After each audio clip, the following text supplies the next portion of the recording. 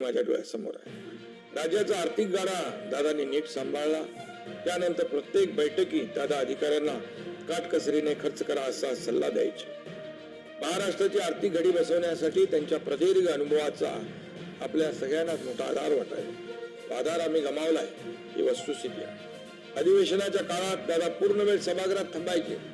सभागृह संपेपर्यंत मी त्यांना बसलेलो पाहायचो आणि अधिवेशनाच्या काळात दादा पूर्ण वेळ थांबायचे आणि मंत्र्यांना देखील सांगायचे.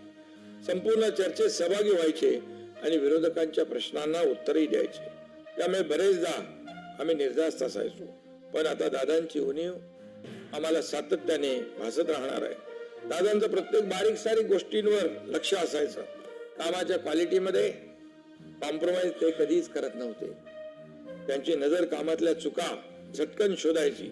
एखादी इमारत नवीन उद्घाटनाला गेलो तर त्या पिलरच्या खांबाला रंग थोडा कमी पडलाय, वायर लटकते, जिन्याची पायरी बरोबर बसवलेली नाही, अशा छोट्या छोट्या कारणांकडे देखील त्यांचं लक्ष जायचं आणि अधिकाऱ्यांना देखील झापताना आम्ही पाहिलेलं आहे. महायुती सरकारमधले ते फक्त एक मंत्री नव्हते, तर प्रशासकीय कौशल्याचं एक चालतं बोलतं विद्यापीठ होतं असं म्हटलं तर वावगं ठरणार नाही. सर्वसामान्यांच्या विषयी दादांच्या मनामध्ये एक कायम कळकळ दिसली. भेटायला आलेल्या प्रत्येक कार्यकर्त्याची ते आस्थेने चौकशी करायचे. चांगलं म्हणायचे, त्याचं कौतुक करायचे. काम होण्यासारखं असेल तर लगेच करायचे, नाही होणार सारखं असेल तर नाही म्हणून सांगायचे.